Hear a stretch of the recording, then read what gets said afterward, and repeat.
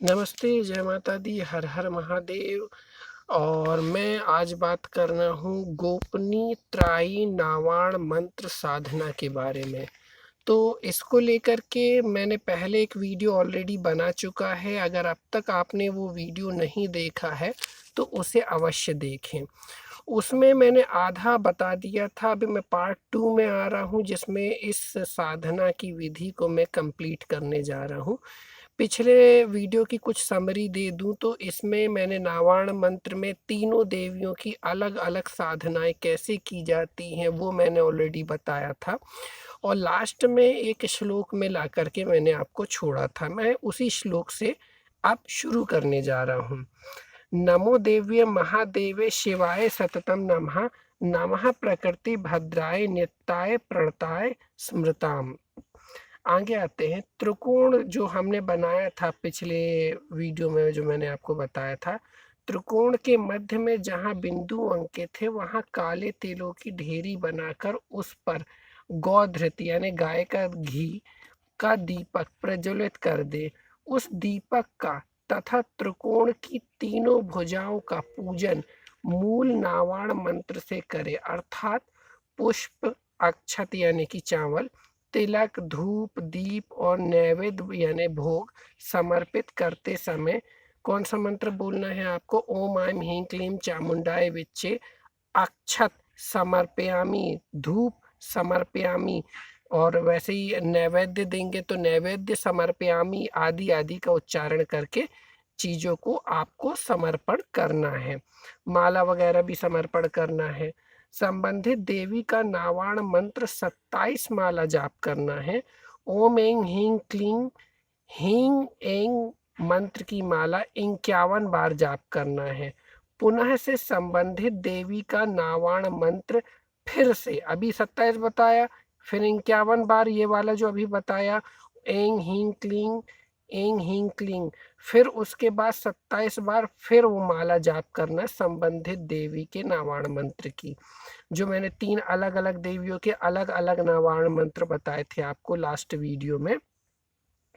इस प्रकार 3 दिनों तक करना है। जाप के समय दृष्टि दीपक की लौ पर केंद्रित होनी चाहिए। अंतिम दिन आपको संबंधित देवी के ज्वालायमान दर्शन होते हैं। मतलब ज्वाला में जो ज्वाला होती है, उस ज्वाला में आपको जो संबंधित देवी होती है, उस ज्वाला में ही आपको उसके दर्शन होते हैं। थोड़ा वीडियो से हट के मैं बताना चाहूँगा, एक छोटा सा गाना था। कौन कहता है माँ की जोत नहीं बोलती, श्रद्धा से उसको बुलाने वाला चाहिए, जोत से जोत को मिलाने वाला चाहिए। तो ये गीत आपने शायद पहले सुना हो, काफ़ी फेमस है, वो इस वीडियो से रिलेट करता है। आगे आता है, तथा अन्य कार्यों में आ रही बाधा भी समाप्त हो जाती है माता के दर्शन होने के बाद। ये हमारे जीवन का सौभाग्य है कि हमारे गुरुदेव जी के आशीर्वाद से ऐसी गोपनीय साधना प्रकाश में आई। मैंने स्वयं इस साधना के द्वारा उस स्थिति को देखा और समझा है, परखा है, तभी इतनी निश्चितता से आप लोगों के सम्मुख इसे रखने का साहस कर रहा हूँ। जीवन के प्रत्येक कर्म की अधिष्ठात्री कोई ना कोई विशेष शक्ति होती है। तंत्र में जितनी भी क्रियाएं हैं वे सभी किसी न किसी खास शक्ति के अंतर्गत ही आती हैं। यही कारण है कि बहुधा लोगों को जब इन कर्मों की अधिष्ठात्री शक्ति ही ज्ञान मतलब इस जो भी काम कर रहे हैं उसकी अधिष्ठात्री शक्ति का ज्ञान नहीं होता है, तो भला उनके द्वारा किए गए तांत्रिक कर्म कैसे सफल हो सकते हैं? अज्ञानतावश किया गया कैसा भी सरल से सरल प्रयोग इसी कारण सफल नहीं हो पाता। इसलिए यदि क्रिया से संबंधित शक्ति का ज्ञान हो जाए तो ज़्यादा उचित होता है। जैसे वशीकरण, वाणी स्तंभन, रमा विद्वेषण, ज्येष्ठ उच्चारण, दुर्गा मारण, चंडी या काली के अंतर्गत आते हैं। इस प्रकार तंत्र और उससे जुड़ी प्रत्येक क्रिया का यदि विधिवत प्रयोग किया जाए आगे बताना चाहूँगा, तो क्रिया से संबंधित शक्ति पूर्व सिद्धि देती है। समझ गए? यानी संबंधित शक्ति से अगर आप आशीर्वाद ले रहे हैं तो वो कार्य सिद्ध होगा ही।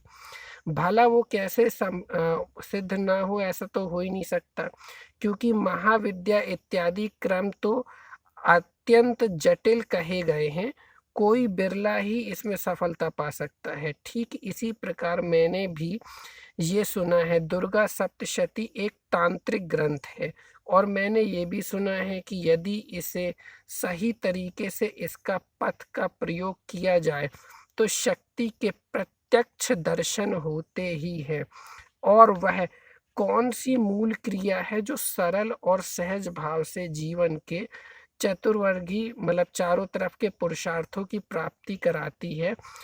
देखो, ये तो सही है कि महाविद्या को पूर्णता के साथ सिद्ध कर लेना एक अलग बात है, परंतु बहुत बार साधक अपने जीवन की सामान्य से परेशानियों या कार्यों के लिए सीधे ही इन महाविद्याओं का प्रयोग करने लगता है, जो कि उचित नहीं कहा जा सकता, क्योंकि ऐसी स्थिति के लिए आप जिस महाविद्या का मंत्र जाप करते हैं या जिस महाविद्या पहली चीज तो जिस महाविद्या का जाप करते हैं या जिसे वर्षों से करते आ रहे हैं, यदि उनके मंत्र की विखंडन रहस्य आपको समझाकर मंत्र के उस भाग का प्रयोग किया जाए, तब भी आपको संबंधित समस्या का निश्चित ही समाधान मिलेगा।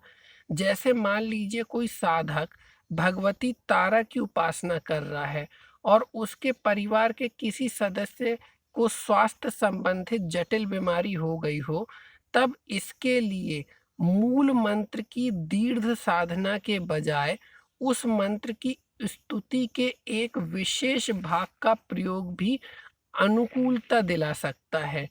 तारा परा तारा देवी तारकेश्वर पूजता तारिणी भव पथोधृन्द्री ताराम भजाम्यहम स्त्रियम हिंग हुं फट।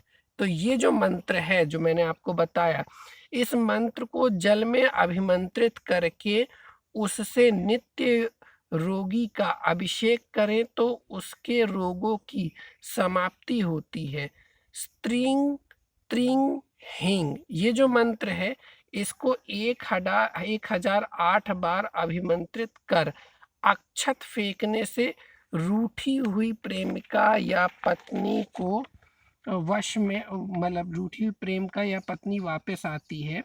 हंस ओम हिंग स्त्री हूँ हंस। अब ये जो मंत्र बताने जा रहा हूं मैं, मंत्र से अभिमंत्रित काजल का तिलक लगाने से कार्यालय व्यवसाय और अन्य लोगों को साधक मोहित करता है।